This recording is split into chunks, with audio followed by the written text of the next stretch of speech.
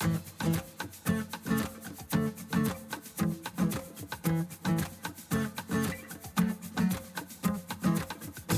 podcast is a quest for well-being, a quest for a meaningful life through the exploration of fundamental truth. Enlightening ideas, insights on physical, mental, and spiritual health.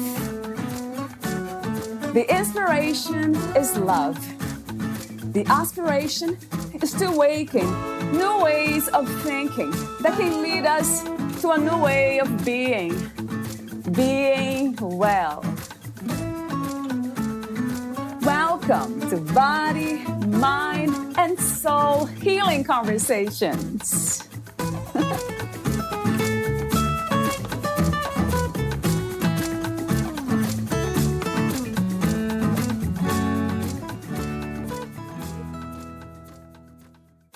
As a therapist, Jennifer Bordner encourages self-care to the children and families she works with almost daily. Jennifer says that families function best when everyone is intentionally taking care of themselves by addressing their personal needs. This could be an hour before work for dad to exercise, or an hour after work where mom practices yoga while a child engages in time outside exploring. Whatever self-care looks like for us, we need to intentionally take the time to recharge our mind, body, and souls. Each day, the sun will rise again, and we will begin again, and it's up to us to start the day recharged, or continue to engage in tiring and unhealthy patterns that leave us feeling overtired and overworked. Taking care of ourselves is different for everyone, as well as necessary, especially when it comes to mental health. When it comes to dealing with daily mood swings or overwhelming anxiety, our self-care becomes a part of our personal journey of getting through the day. Engaging in taking care of ourselves enables us to be able to cope with life's daily stressors or unexpected curveballs. With the evolution of self-care, Jennifer finds there's more pride in having me time, rather than the typical picture of a parent stretching themselves so thin we don't know which direction is up. It's important to remember that self-care isn't selfish. In fact, it ensures you are able to show up for the people around you as the best version of yourself, rather than the run-down and irritable self you would otherwise present as. Valeria Tellis interviews Jennifer Bordner. She is a licensed professional counselor, board-certified life coach, parent advocate, and youth mental health therapist. Jennifer is the founder of Focus to Flourish, a thriving therapy practice focused on serving children and families in their emotional health. She assists families in fostering healthy communication, increasing self-awareness, and fostering connections to create a more positive mindset. Meet Jennifer Bordner at focustoflourish.org. Here's the interview with Jennifer Bordner.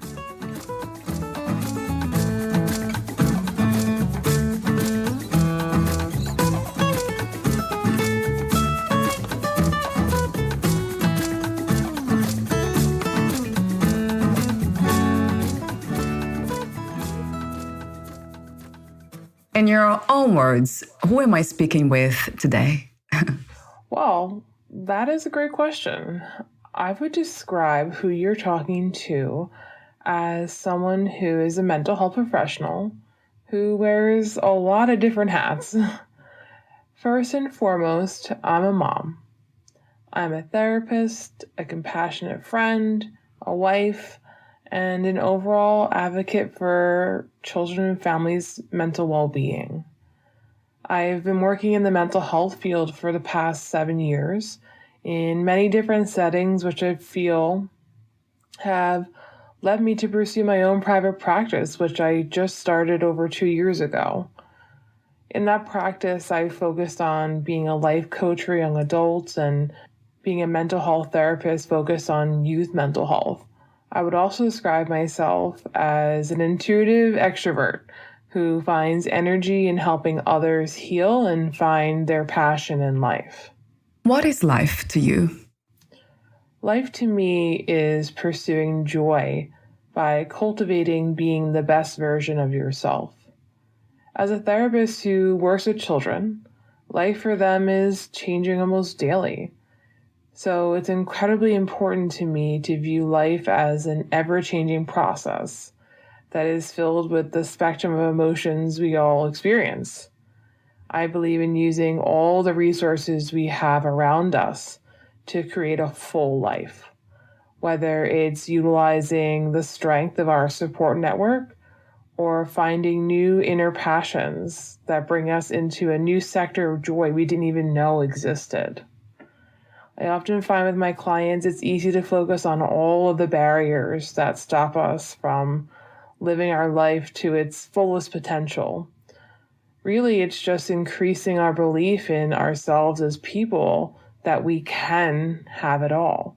We can create a life that we design, and we can be successful at it. It's really just believing that we can. It's a lot easier to believe that we can, or all these large things in the way that are going to stop us. But the biggest thing that stops us is truly just the fear of it not working out. At this time, what is the purpose of your life? Right now, at this time, I believe the purpose of my life is to some way help all individuals I come in contact with, whether that's in my private practice or simply going to the grocery store. The tenets by which I run my therapy practice, which are show compassion, challenge others to live life fully, and live through positivity, are things I hope to show anyone who meets me. This means guiding my clients to understanding what it means to have self-compassion, or helping the mom that I run into at the store know that she's doing a great job just because I think that. I feel this is my purpose, to show and share those core tenets in hopes that they'll be paid forward at some point to another individual. So if I show compassion to my clients or help them understand, their self-awareness, I hope that they then will pass it along to someone else in their lives. And this idea of being positive and having compassion for ourselves and others can be somewhat contagious in the way that we spread, the things that we learn to the peoples in our lives, and we're all interconnected in that way. So for me, that's what I feel like my overall purpose is to kind of give those tenets the availabilities to kind of flood out to other people through my work, through my clients, through my life in many different ways. What are some of the greatest misconceptions about happiness, in your opinion? Great question. I believe one of the biggest misconceptions about happiness is how it's supposed to feel. So many individuals I work with chase happiness as an emotion that has to be felt at a level 100 at all times, when in reality, it's pretty impossible to feel any emotion that strongly all the time. I often hear people question, am I happy? Is this what I want? Am I really, truly, fully happy? And I think happiness isn't something that we can measure or that we have to feel so intensely. I view happiness as more of something that ebbs and flows as we experience different periods in our lives. And I remind a lot of people that, what makes us happy at 5 or 10 or 20 or 30 or 40, all those things are going to be different. And allow yourself to find different things that could create more joy. Never shut yourself off to joy and experience is what I tell people that I work with. A lot of times we find one thing that makes us happy and we stick with that. But what about all the other things that could be out there, the fullest potential of happiness that we're not tapped into yet?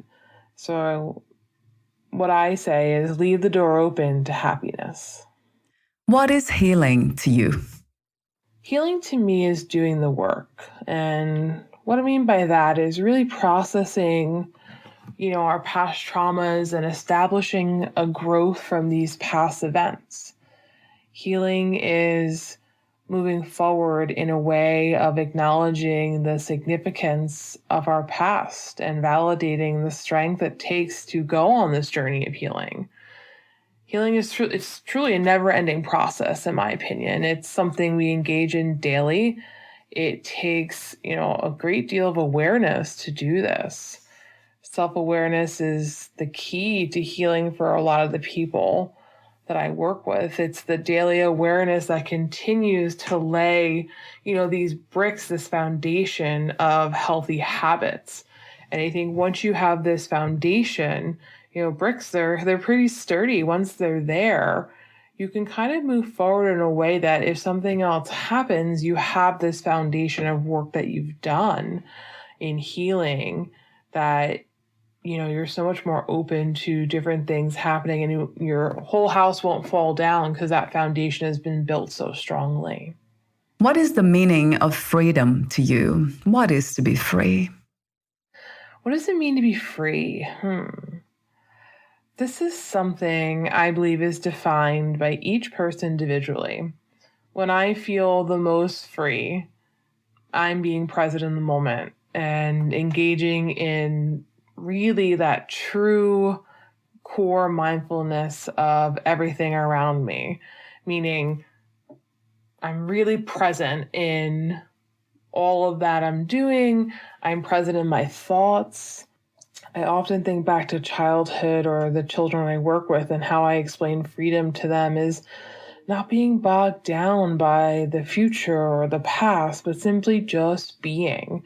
So that means that you're outside and you're sitting in the grass, just noticing all of those things around you, all the colors, really tapping into those five senses for me really brings me back to not being bogged down by all the other things that are happening. And what a sense of freedom that is to feel in that moment, that I'm just purely here. I'm just here, present, and there's nothing else on my mind that's kind of swaying me either way. What is inner peace to you? Inner peace to me is having a high level of overall acceptance. You might be asking, what do I mean by that? When I discuss acceptance with my clients, I often start by saying, acceptance is not a linear process. We're not just gonna, kind of move along on this road and, I accept this, move on. I accept this, move on. It's really often quite the opposite. It's a journey we build on daily. And sometimes, we revisit things at different points in our lives for a lot of different reasons. And that's okay, is my message really. Expecting that linear process to happen sometimes can derail us, when in reality, that's kind of the best way to go. Inner peace and acceptance go hand in hand, because until we gain acceptance for all the different bumps and things in our life, we'll struggle to really feel that inner peace we strive for. And, inner peace doesn't mean I accept and love everything that's happened in my life. It really is I'm accepting and at peace with these things that have happened. And inner peace is something I think we all strive for and can achieve at different points in our life. What is to be spiritual, and what is spirituality? Spirituality is often an important tool when it comes to working on our mental health.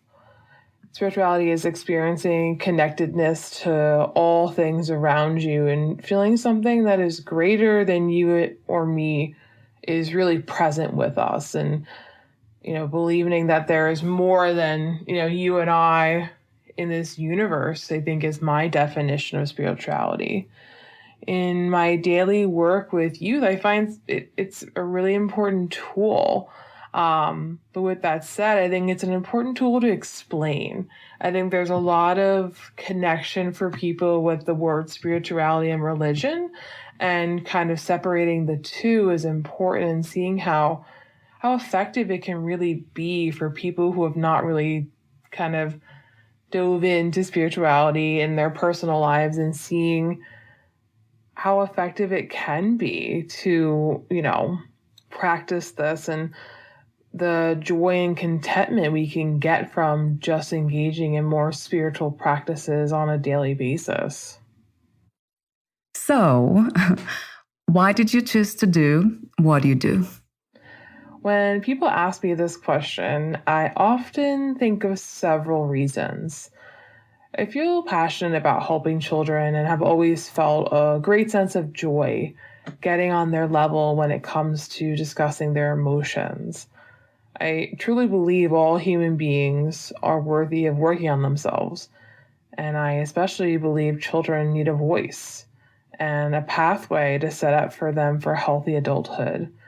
I always say, why create healthy habits later when we can build on that foundation right now?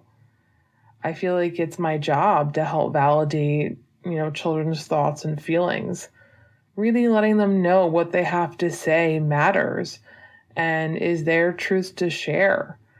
I feel it's almost like my duty to highlight all of these different areas for kids and help them find their voice in advocating for themselves. Talk to me for a moment about the services you offer. To find out more about the work that I do, you can find all the information you need on my website, which is www.focus2flourish.org. This is where I discuss my therapy practice and how I assist youth and families to better their emotional and mental health. It's there you can read my blog on mental health topics and other areas of wellness. You can read about all the services that I offer, which, are in my office or via telehealth, which can be available to pretty much anyone who's interested. Thank you so much for your presence, for sharing your wisdom and doing what you do.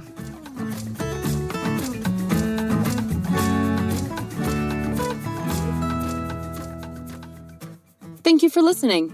To learn more about Jennifer Bordner and her work, please visit focus2flourish.org.